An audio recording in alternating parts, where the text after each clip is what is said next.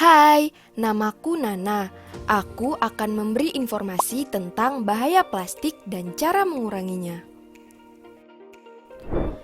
Tahukah kamu, di Indonesia, sampah menjadi salah satu masalah yang sulit diatasi dan belum terselesaikan hingga saat ini. Salah satu ahli yaitu Purwaningrum mengatakan bahwa komposisi sampah yang dihasilkan dari aktivitas manusia adalah sampah organik sebanyak 60-70% dan sisanya adalah sampah non-organik 30-40%.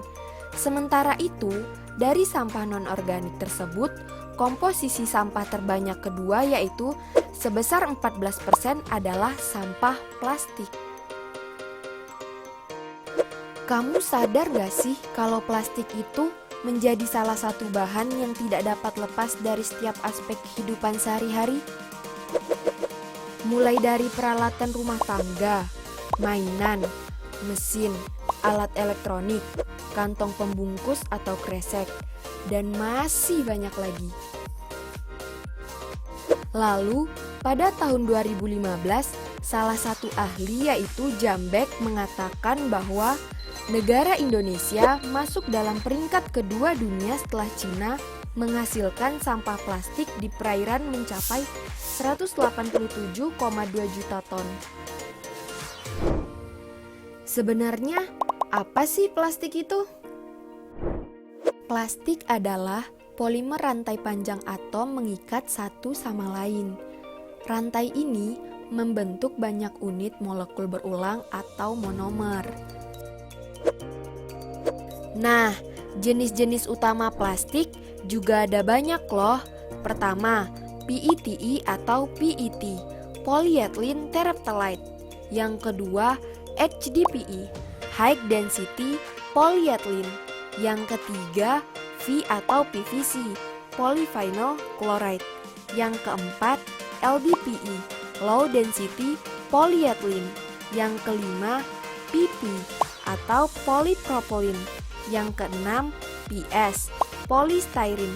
Dan yang terakhir, other, biasanya disebut polikarbonat.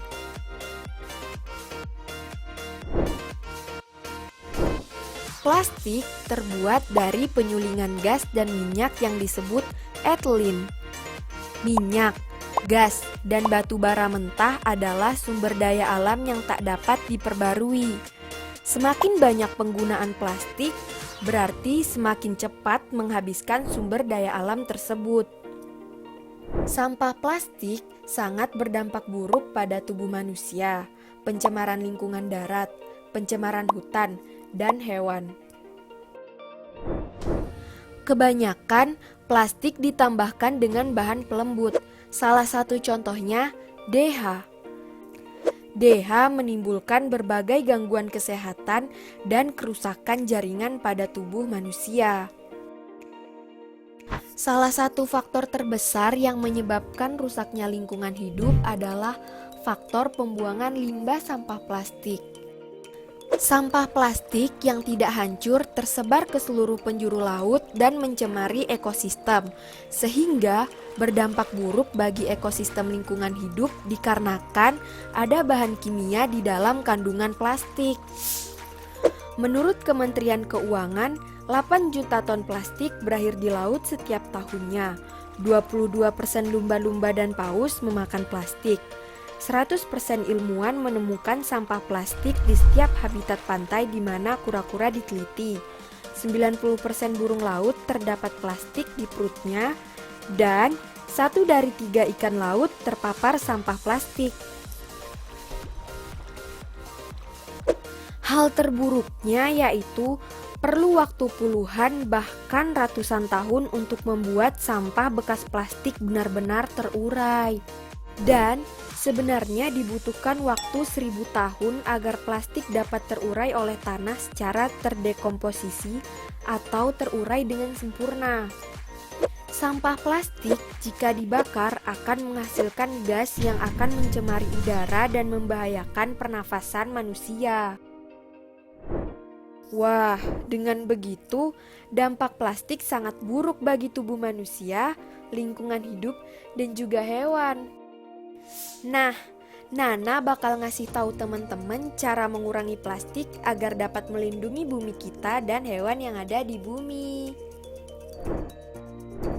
Melepaskan ketergantungan pada plastik tentu akan lebih mudah jika dilakukan oleh semua pemangku kepentingan dan produsen berbagai material.